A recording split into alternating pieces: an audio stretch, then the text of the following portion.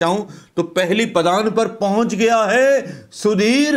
अर्नब और अर्नब गोस्वामी का घोटाला दूसरी पदान पर है।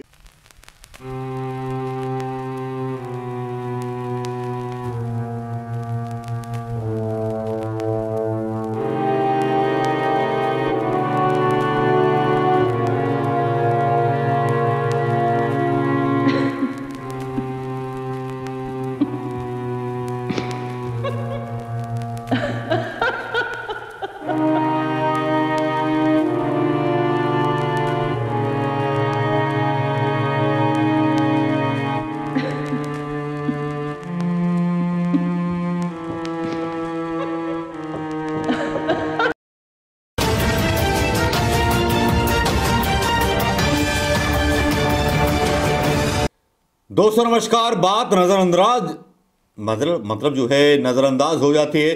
नजरअंदाज भी इस बहाने हो जाती है कि उन खबरों के बारे में कोई बहस नहीं चलती, डिबेट नहीं चलती।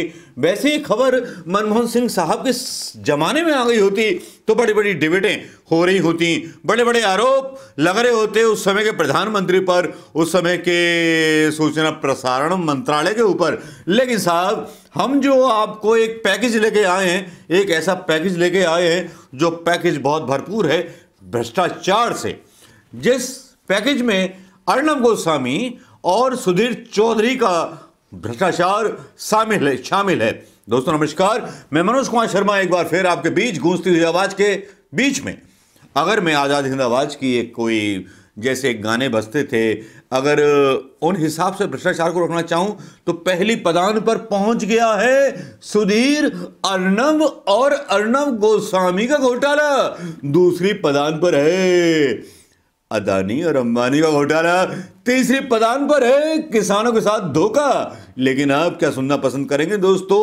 मैं पहली खबर आपके बीच डालना चाहूंगा, लगता है आप उसको पसंद करेंगे, क्योंकि जो किया इन लोगों ने देशभक्ति के नाम पे, राष्ट्रभक्ति के नाम पे, जो डराते रहे जामिया मिलिया के यूनिवर्सिटी के लोगों को, जो डराते रहे शाहीन बाग के लोगों को, जो डराते रहे सिख आंदोलन को, जो किसान आंदोलन को डराते रहे, उसको बोले कि सिख आंदोलन है, किसान आंदोलन को भी बदनाम किया गया।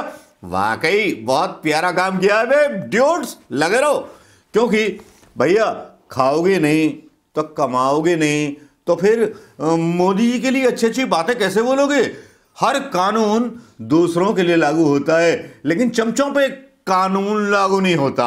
ये इतना बड़ा घोटाला अचानक से छुपा रहा। 2 दिन पहले ये अचानक से आया सामने, मेरी नजरों के सामने आया, तो मैंने सोचा मैं भी अपने विचार शेरी रख देता हूं इस घोटाले पर, जिसमें चूना लगा दिया गया 52 करोड़ का हिंदुस्तान की सरकार को। और हिंदुस्तान की सरकार को इतनी फिक्र नहीं है कि इन लोगों को गिरफ्तार करवा सके जिन्होंने इतनी बड़ी धोखेबाजी की। और किसी ने कर दी होती साहिब आला तो अब तक तो गिरफ्तारी हो चुकी होती। लेकिन यहां क्या है ना, चमचे तो चमचे हैं, तो चमचों को बचाना बहुत जरूरी है। एक तरफ जहां मोदी समर्थक दलील देते हैं, ये मोदी जी ने कभी कोई दौलत अपनी मां को नहीं दी, बहन को नहीं दी, किसी परिवार को नहीं दी, किसी भाई का फायदा नहीं कराया। तो फायदा किसका कराया? मोदी जी ने फायदा केवल पार्टी का कराया। और पार्टी का फायदा कराने के बाद अच्छे अच्छे सूट पहने, सब कुछ पहना। क्या भक्त इस पर कुछ कह सकते हैं? अपने लिए नया विमान खरीदा, देश को बेच दिया, इसके बारे में कुछ बोलेंगे? ये आईएसआई से संबंधित हैं या कहां से पाले हुए? भैया सुनो, बीवी छोड़ दी तो नई नई बीवी तो मिल जाती है हर एक को यार। हायर करने के तरीके होते हैं ना। जसोदा बहन कहाँ और बाकी की कहाँ, नाम बोलूंगा, नाम बोलने से पजामा फट जाएगा भारतीय जनता पार्टी का और भक्तों का। लेकिन चलिए, जिस बात पर हम बात कर रहे हैं, मेरा अपना अलग स्टाइल होता है हर किसी खबर को डालने का। लेकिन यहां खबर यह है, बुनियादी खबर यह है कि भारत के राष्ट्रकोष के साथ धोखा किया गया, भारत की जनता के साथ धोखा किया गया, भारत के पैसे को लूटा गया। किन लोगों ने लूटा? उन लोगों ने लूटा जिनका नाम अर्नब गोस्वामी, सुधीर चौधरी, जो दिन रात भजन करते रहते हैं। और दादागिरी इनकी सूचना प्रसारण मंत्रालय में, कि सूचना प्रसारण मंत्रालय इनसे पूछता है कि भैया जवाब दो, तो ये ठेंगा दिखा देते हैं। बे मोदी जी का खास आदमी है बे, हाथ मत लगाना, निकल ले पतली गली से। तो भैया ऐसे ही है खबर। अब जो खबर लेके मैं आया हूं, उस खबर का खबर नवीस बन करके आया हूं, जो खबर आपके बीच डाल देना चाह रहा हूं। खबर यह है कि रिपब्लिक और जी ग्रुप ने सरकार को कैसे लगाया 32 करोड़ का चूना। दैनिक भास्कर की खबर है भैया, ये मेरी मनगढ़ंत खबर नहीं है, फेक न्यूज मत बोलना भक्तो। ये तुम्हारे जो अर्णब गोस्वामी और जी सुधीर चौधरी जो हैं, तारीफ करते रहते हैं प्रधानमंत्री मोदी जी की, फ्री में तारीफ नहीं करते हैं, जनता के पैसे को लूटते हैं। तो क्या ये भ्रष्टाचार नहीं है? मोदी जी अपने परिवार को अगर पैसे नहीं दे रहे तो इन बेवकूफों को, इन मूर्खों को, इन खबर नवीसों को पैसे क्यों दे रहे हैं? इस पर भी तो सवालों जवाब बनते हैं। देखिए साहब, अब इस खबर को मैं पढ़ के सुना देता हूं, वो ज्यादा अच्छा होगा आरोप लगाने से पहले। साल 2017 में रिपब्लिक टीवी का दूरदर्शन की डीटीएच सर्विस पर 31 चैनलों के साथ प्रसारण शुरू हुआ था। यह सरकारी प्रसारणकर्ता और डीडी की संचालक संस्था प्रसार भारती के नियमों के विरुद्ध था। न्यूज लॉन्ड्री की जांच में सामने आया कि इस वजह से प्रसार भारती को कम से कम 52 करोड़ का घाटा हुआ। भैया घाटा हुआ तो हुआ। अब इस घाटे में अभी तक कोई एक्शन क्यों नहीं हुआ, इस पर भी तो सवाल उठ जाते हैं। अब यहां पूरी खबर की डिटेल क्या है वो मैं आपको बताना चाहूंगा दोस्तों। हुआ क्या था कि डीडी फ्री डिश का स्लॉट पाने की प्रक्रिया बेहद सरल है। इस बाबत सरकार ने 2011 में दिशा निर्देश जारी किए थे, मनमोहन सिंह जी की सरकार में। मैं ये नहीं बोलूंगा कि मोदी जी की सरकार में ये हुआ था। 2011 में दिशा निर्देश जारी किए गए थे। प्रसार भारती ने उनकी डीटीएच सेवा का उपयोग करने के इच्छुक निजी चैनलों के लिए ई ऑक्शन की घोषणा की थी। ऑक्शन के अंतर्गत उपलब्ध स्लॉट्स या पैकेट्स की नीलामी होनी थी। हिंदी के जितने भी चैनल होते हैं, भोजपुरी और बिहारी के जो होते हैं, मनोरंजक होते हैं, पब्लिक में प्रिय होते हैं, क्योंकि डीटी जो दिल्ली दूरदर्शन है अब तो कमज़ोर हो चुका है। पहले तो हमारे भाई ज़माने में एंटीना घुमा करके दिल्ली दूरदर्शन की खबरें ही देखा करते थे। अब तो पता नहीं अपने अपने विचारों को देने वाले पैसा बहुत हो गया हिंदुस्तान के पास, और हिंदुस्तान के पास पैसा हो गया है तो उसका अपने अपने हिसाब से यूज़ करता है। हर इंसान अपनी राय बनाता है। तो सालाना ई न्यूज़ ऑक्शन में न्यूज़ चैनलों ने 13 फ्री डिश स्लॉट्स औसतन 10.85 करोड़ रुपए प्रति स्लॉट खरीदे थे।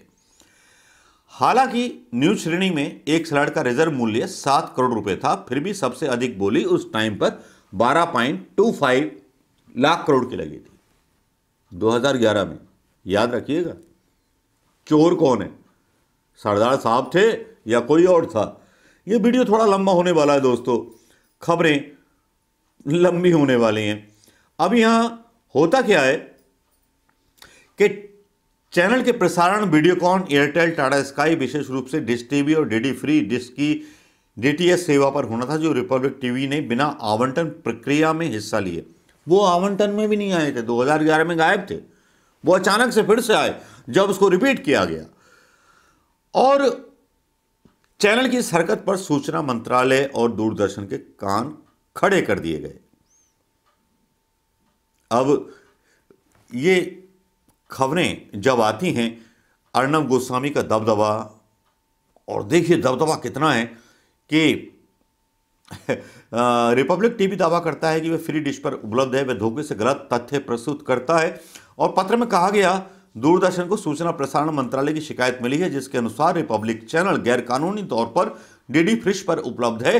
रिपब्लिक टीवी के एक ट्वीट पर हवाला देते हुए दूरदर्शन ने गोस्वामी और खानचंदानी से पूछा कि उन्होंने किस आधार पर यह गलत दावा किया था कि उनका चैनल डीडी फ्री डिश पर उपलब्ध है, उनके विरुद्ध कार्रवाई क्यों न की जाए। गोस्वामी ने नवंबर 2016 में खुद अंग्रेजी न्यूज चैनल शुरू करने के इरादे से टाइम्स नाउ के एडिटर इन चीफ के पद से इस्तीफा दे दिया था। 6 मई 2017 को सरकार के चारण की भूमिका में रिपब्लिक टीवी का प्रसारण शुरू हुआ। 5 मई को रिपब्लिक टीवी ने ट्विटर पर उन डीटीएच सेवाओं की एक सूची जारी की जिन पर यह उपलब्ध था कि उस ट्वीट को जल्द हटा लिया जाएगा, जिसके बारे में आपत्ति है सूचना प्रसारण मंत्रालय को। लेकिन यहां कहानी और होती है। इन पर कार्रवाई का मुंड बना लेता है सूचना प्रसारण मंत्रालय। लेकिन कोई एक भोला भाला व्यक्ति होता है जो रोक देता है। वो भोला भाला व्यक्ति कौन है जो स्वतंत्रता की आज़ादी को रोक देता है? उसका नाम आप बताइए। लेकिन इस बीच 52 करोड़ का घोटाला हो जाता है और 52 करोड़ का घोटाला देश के सरकारी टीवी चैनल के साथ हो जाता है। अफवाहें फैलाने वाले चैनल को फायदा हो जाता है। 52 करोड़ का स्कैम आता है, उस पर मीडिया बहस नहीं चलाता है। बस किसान आंदोलन खालिस्तानी है या आतंकवादी है, ये बताने में समय व्यर्थ जाता है। अगर ऐसा ही कोई घोटाला मनमोहन सिंह साहब की सरकार में खुल गया होता तो अब तक तो भैया पूरा मीडिया जो था रजाई भी फाड़ देता, दड़ी भी फाड़ देता, गद्दे भी फाड़ देता सोने के कांग्रेस के नेताओं के। तो जो अर्नब गोस्वामी ने किया, क्या उस पर उनके गिरफ्तारी के वारंट नहीं निकलने चाहिए थे अब तक? सुधीर चौधरी की गिरफ्तारी अब तक नहीं हो जानी चाहिए थी, लेकिन नहीं हुई। घोटाला तो घोटाला है ना, तो घोटाला किया, मनमर्जी के साथ किया, साहब की मर्जी से किया या साहब की मर्जी से ना किया। साहिब का यशोगान गाने वाले लोगों ने काना कौआ बनकर के देश की जनता के पैसों को चुरा लिया। 52 करोड़ के घोटाले पर क्या सूचना प्रसारण मंत्रालय कार्रवाई करेगा? क्वेश्चन मार्क, भूल जाइए, नहीं होने वाली है। दोस्तों, खबर कैसी लगी, विचार कैसे लगे, अपने विचार इस वीडियो के साथ डालिएगा। दोस्तों नमस्कार, जय हिंद।